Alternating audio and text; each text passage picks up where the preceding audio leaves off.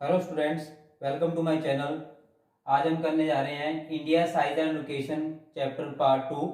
Part first मैंने आपको करवाया था इंडिया साइज एंड लोकेशन में, जिसमें हमने पढ़ा था इंडिया की साइज और उसकी लोकेशन के बारे में। अब जो इसका इसी चैप्टर का जो आपका चैप्टर है ज्योग्राफी का, क्लास 9th का, तो वो उसका जो नेक्स्ट पॉइंट है वो है इंडिया एंड द वर्ल्ड। मतलब India and the world, India की पूरे संसार में क्या लोकेशन है मतलब उसकी जो लोकेशन है उसकी क्या एडवांटेज है।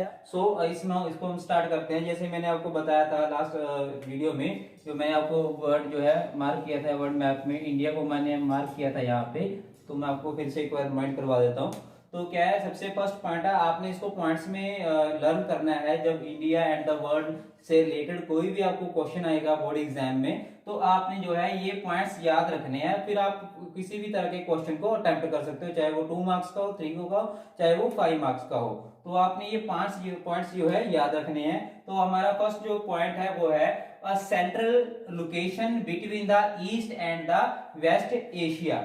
आप यहाँ पे दिख रहा है आपको, यहाँ पे east east and west Asia, east and west Asia के ये सेंटर में लोकेट है। जैसे मैंने आपको बताया, जैसे एशिया कॉन्टिनेंट है यहाँ पे, ठीक है, तो उसकी ईस्ट और वेस्ट दोनों की सेंटर में जो है इंडिया है, तो दोनों को कनेक्ट करता है, इसलिए इसको सेंट्रल लोकेशन जो है इसकी एडवांटेजेस है। उसके बाद सेकंड पॉइंट है साउथवर्ड एक्सटेंशन, ठीक है, ऑफ द एशिया कॉन्टिनेंट। मतलब एशिया कॉन्टिनेंट की जो साउथवर्ड एक्सटेंशन है, साउथ की तरफ जो एशिया मतलब आया हुआ है, एक्सटेंड हुआ है, तो उसके जो है सेंटर में जो है हमारा इंडिया है। ओके, एशिया कॉन्टिनेंट में। सेकंड थर्ड पॉइंट है इसका, ये पॉइंट फर्स्ट था आपका, ये सेकंड हो गया आपका, एंड थर्ड पॉइंट है आपका ओशन रूट्स। ओशन रूट्स, ठीक है, ये दिया हुआ ओशन रूट मतलब समुद्री जो इसके रास्ते हैं उस कैसे इसको इफेक्ट करते हैं कंट्रीज ऑफ यूरोप। यहाँ पे लिखा हुआ है countries of Europe and the west, okay, in the west, sorry, countries of Europe in the west and countries of east Asia.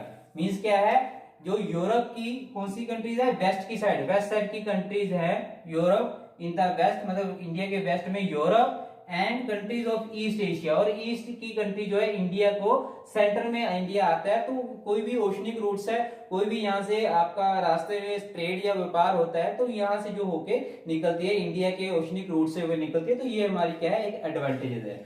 उसके बाद क्या है, सेंट्रल लोकेशन मैंने आपको बता ही दिया है। उसके बाद है डिक्लेन पेनिनसुला, ठीक है, जो इसकी आगे को नीचे को जो मैंने आपको बताया था, इंडिया को नीचे को जो आया हुआ है वी शेप है, जो इनको पेनिनसुला कहते हैं। तो इसका वेस्टर्न कोस्ट और ईस्टर्न कोस्ट, मतलब क्या है, जो इस साइड वाले हैं वो वेस्टर्न कोस्ट और दूसरी साइड वाले ईस्टर्न कोस्ट जो है, इसमें कौन कौन से जो कॉन्टिनेंट या कंट्रीज हैं वो इसको इफेक्ट करती है। जैसे वेस्ट एशिया हो गया, ठीक है, इस साइड का वेस्ट एशिया हो गया, अफ्रीका एंड यूरोप, मतलब इसके वेस्ट में तो यही आएगा ना, अफ्रीका और यूरोप, और इसका वेस्ट एशिया, ये तीनों जो है दो कॉन्टिनेंट हो गए। थर्ड कॉन्टिनेंट का जो वेस्ट पार्ट है वो इंडिया की जो है सेंट्रल लोकेशन में आता है। उसके बाद क्या है, ईस्टर्न कोस्ट को कौन सी कंट्री मिलती है, जैसे south east and east Asia, south east and east Asia, ये हमारे ईस्ट की तरफ से जो है कॉन्टिनेंट, इंडिया कॉन्टिनेंट को मिलती है, एशिया कॉन्टिनेंट की, ठीक है। इसका एक लास्ट जो पॉइंट है वो बहुत ही इंपॉर्टेंट है।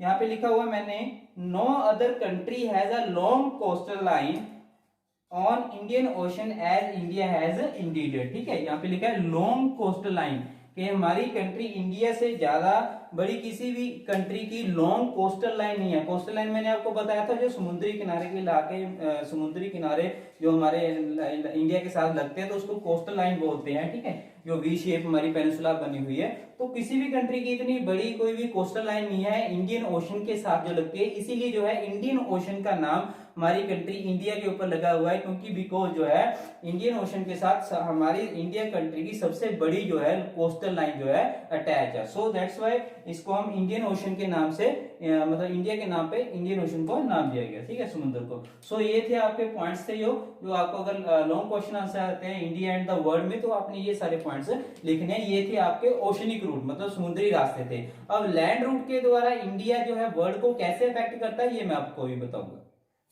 लैंड रूट में जो है हमारा various passes mountain in the north to the various travellers, लिखा हुआ है मैंने वेरियस पासेज, यहाँ पे मैंने एक वर्ड डाला हुआ है वेरियस पासेज।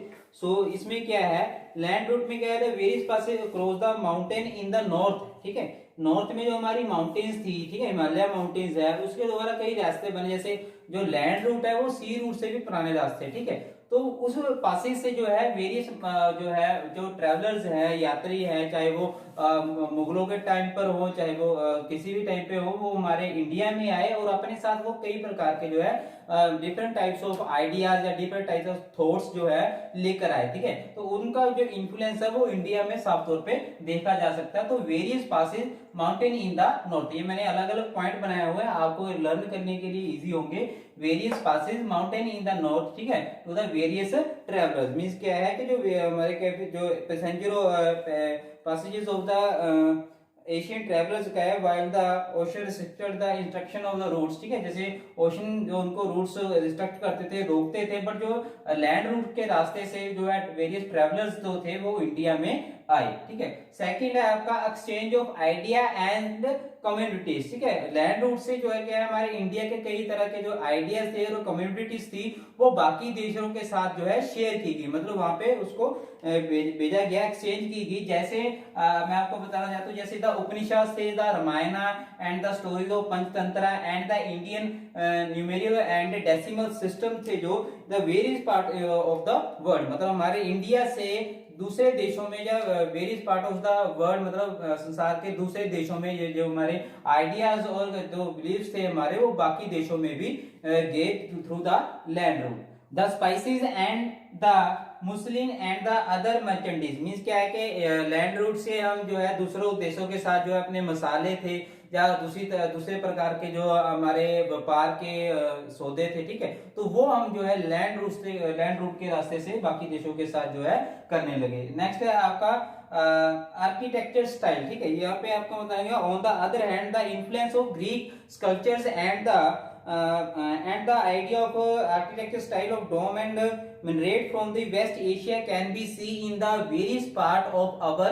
country, मतलब हमारे देश में जो है ग्रीक स्कल्पचर के जो various types of architecture style थे, जैसे डोम लाइक शेप थी, ठीक है, वो हमारे इंडिया में साफ तौर पे ऐसे जो है पुराने आर्किटेक्चर देखे जा सकते हैं, जो दूसरे देशों से हमारे इंडिया जो में है आए, ठीक है। सो ये थे आपके लैंड रूट्स के जो जरिए द्वारा जो है हमारे इंडिया में क्या इन्फ्लुएंस था, हमारे इंडिया का दूसरे वर्ल्ड के साथ क्या रिलेशन था, तो ये पॉइंट जो है आपने बिल्कुल लर्न करने हैं ताकि इसको लॉन्ग क्वेश्चन आंसर में आपको करने में आसानी रहे। सो क्या है, आपको मैं दोबारा एक बार रिपीट करवा देता हूँ, वेरियस पासेस, ठीक है, माउंटेन के द्वारा हमारे ट्रेवलर्स आए, उसके बाद exchange of idea and communities, ये आपका सेकंड पॉइंट था, जिसमें आपका था ये वाले the Upanishad, the Ramayana, the stories of Panchatantra, the Indian numerical and decimal system था जो वर्ल्ड के दूसरे देशों तक फैला। उसके बाद था the spices and the muslin and the other merchandise, व्यापार हुआ हमारे दूसरे देशों के साथ थ्रू द लैंड रूट,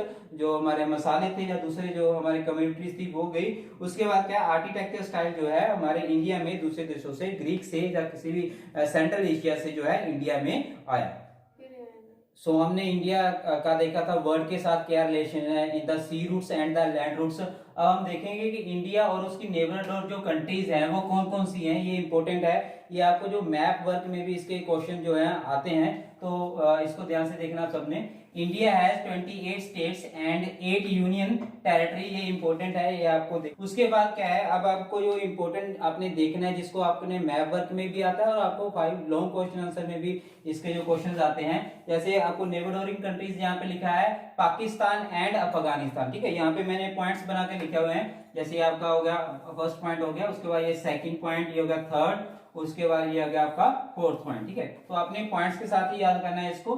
तो फर्स्ट पॉइंट है आपका पाकिस्तान एंड अफगानिस्तान, यहाँ पे मैंने एक बना दिया है नॉर्थ वेस्ट में, मींस क्या है नॉर्थ वेस्ट की साइड पे, यहाँ से आप मैप पे देख रहे हो, यहाँ पे ये आपका नॉर्थ एरिया है, ये ऊपर वाला नॉर्थ एरिया आपका, ठीक है, ये होगा नॉर्थ, साउथ, ईस्ट और ये हो गया आपका वेस्ट। सो नॉर्थ वेस्ट मतलब ये वेस्ट को भी थोड़ा सा पास इसका अटैच है और ऊपर नॉर्थ की तरफ से भी है। तो नॉर्थ और वेस्ट की तरफ जो है अफगानिस्तान यहाँ पे ऊपर आ रहा है और पाकिस्तान, तो ये हमारी नॉर्थ वेस्ट तरफ की जो है 2 कंट्रीज है, अफगानिस्तान एंड पाकिस्तान। उसके बाद आपका चाइना, नेपाल एंड भूटान, ये आपका सेकंड पॉइंट हो गया चाइना, नेपाल एंड भूटान। यहाँ पे दिखा है चाइना में जैसे आपका तिब्बत लग रहा है, यहाँ पे नेपाल एंड भूटान, ये हमारी होगी नॉर्थ की कंट्रीज। ये थी हमारी नॉर्थ वेस्ट, ये ध्यान रखना आपने, नॉर्थ वेस्ट की, और ये होगी हमारी नॉर्थ की कंट्रीज। चाइना में तिब्बत, नेपाल एंड भूटान, ये सेकंड था।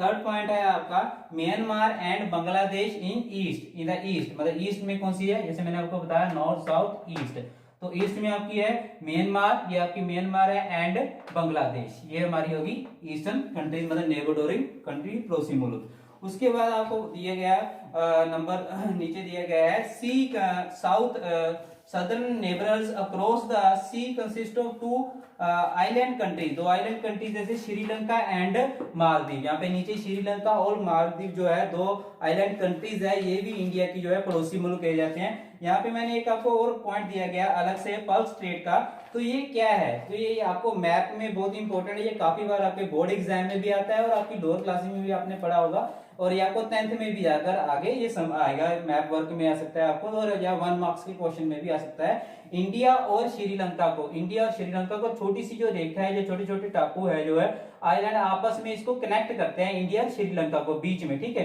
तो ये बीच वाली जो छोटी सी एक तरह की रेखा बनती है, एक तरह का जो है रोड टाइप बनता है, तो इसको उन्होंने नाम दिया पर्ल स्ट्रेट, ठीक है। तो ये आपने जो है इंपॉर्टेंट याद रखने हैं, ताकि आप इस बोर्ड एग्जाम में इसको मैप वर्क में या 1 मार्क्स के क्वेश्चन में आपको ये आ सकता है। सो होप ये आपको पूरा चैप्टर समझ आया होगा, ठीक है। तो हमारी वीडियो को लाइक शेयर और सब्सक्राइब करना मत भूलिए। Thank you very much.